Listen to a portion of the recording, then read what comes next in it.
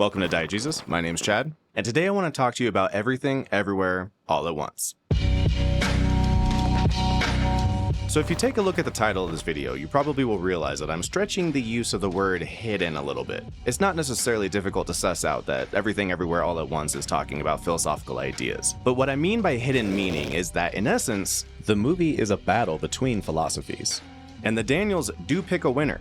And the philosophy that they choose to win, I believe personally, is the philosophy that they believe in themselves. That's pretty accurate. That sounds fun. But I also think that they were very skillfully, lost my voice there for a second, but I do think they were very skillful and subtle in how they presented the message through the film that they wanted to present. So let's intro some characters.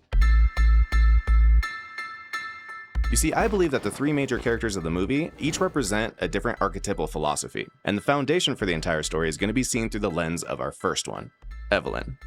You are getting fat. You see, Evelyn is what I'm choosing to call a moral traditionalist. It's almost somebody without a philosophy, but your philosophy is basically handed down to you. I can make a whole separate video on generational trauma and talk about how we hand baggage off to each other, but in this case, we're going to mostly specifically focus on the values that Evelyn finds valuable. One of the central conflicts of the film is between Evelyn and her daughter Joy. I'm so sorry. You're still hung up on the fact that I like girls in this world. Evelyn doesn't seem to have any real particular issues. It's just that she has an idea of this is how things should be and things are not right when they don't fit into the boxes I've set for them. And I even think that Alpha Wayman fits into this mindset alongside Evelyn, showcased in this conversation here. Your clothes never wear as well the next day. Your hair never falls in quite the same way. Our institutions are crumbling. Nobody trusts their neighbor anymore. And you stay up at night wondering to yourself, how can we get back? How can we get back? So the Daniels have done a good job of setting up their baseline, the foundation for which all of this conflict is going to build. So we make our villain. A traditional way to do so is to give us kind of the inverse, and so here we go. Joy. Joy is two halves of a coin because, in essence, Stephanie Hsu has to play two different characters. Joy's character's main conflicts have to do with generational trauma, but the other character she's playing is a heightened, enlightened version of herself called Jobu Tupaki. And in becoming an all-knowing, all-seeing god, she basically can't find any discrete reason, point, capital M meaning to anything, anywhere. Even sometimes. And this concept is expertly illustrated through the use of the everything bagel. Because if you put everything on a bagel, you end up with a black hole. Or as Jobu puts it, the truth. And what is the truth? Nothing matters. And so without the movie having to hit you over the head with the actual word, the raw concept and emotional baggage that comes along with nihilism is illustrated instead. So for a large chunk of the movie, our main conflict is moral traditionalism versus nihilism. But that's where the most important character of the film steps in. Was I Raccoon Wayman again? You see, Wayman and Jobu actually have an extremely similar ideology. And the best way I would describe the difference is between nihilism and absurdism. Now, I'm not here to get into a big argument with the Philosophy. major, so these are the words I'm using, but the essence of what I'm trying to get at is that Jobu looks into the infinite void and despairs, but Wayman looks into that same infinite void and has a very different perspective.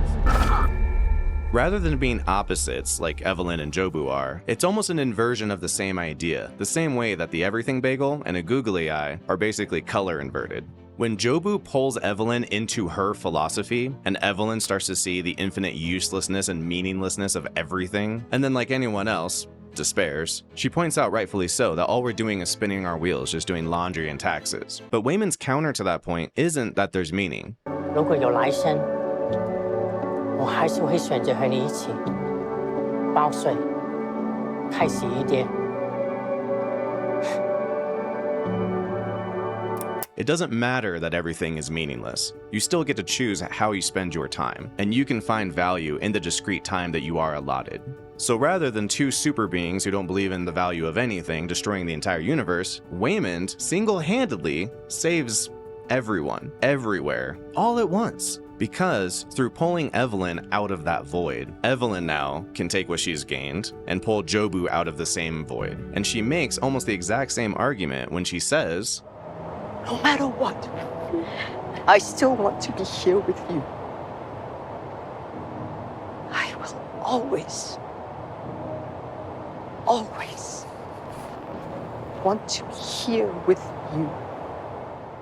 And at the end, everything isn't perfect, but the family is now a cohesive unit again, and the audience can leave the film feeling like something has been accomplished. A victory has been won today. And the movie never had to hit you over the head with all of these definitions. It just makes a very compelling argument in favor of absurdism. See? They're happy right here. No more Google eyes! Now, I'm not saying that this is propaganda or anything. Every movie fundamentally is going to have a message. How come you don't want me, man? All you have to do is look at how every character ends up at the end of the film. If you see one character succeeding and moving on to happiness and another character failing and moving on to pain and agony, then the film is making a statement as to who made the correct choices and who made the wrong choices. But the Daniels were very clever about how they fit these ideas in. But an even more clever trick I think they used was what they didn't show us. You see, part of why Jobu is a nihilist is because she experiences everything, every multiverse. That all just goes away. But if you noticed, we don't really spend any time in any universes where the relationship between Evelyn and Jobu is just rendered irrelevant. You can always feel the tension in every universe that either Evelyn and Joy don't have a strong relationship, or that in the universes where Evelyn never met Waymond, she's missing her Joy. Get it? I've always hated this place. But if we were to have spent a good chunk of the movie in a bunch of multiverses where maybe the definition of love is just completely different, or the idea that two people would care about each other, that a mother and daughter would love each other, even matters, then it would make it exceedingly difficult for us to feel at the end of the film like something had been accomplished, that there was any point or meaning to them loving each other at the end and being back on the same page.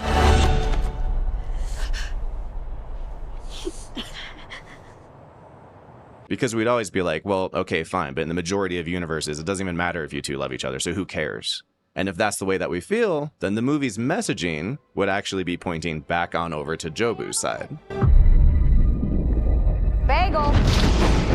And the message that nothing you do matters, you might as well just give up, is not the super compelling way to make a film, because that inherently kind of ruins the 3-act structure. It's difficult to have an ending there. So being what I would argue the most creative people working in Hollywood right now, the Daniels absolutely conquer getting this message across in a way that doesn't come across clumsy or preachy or disingenuous. The Daniels are just sick with it.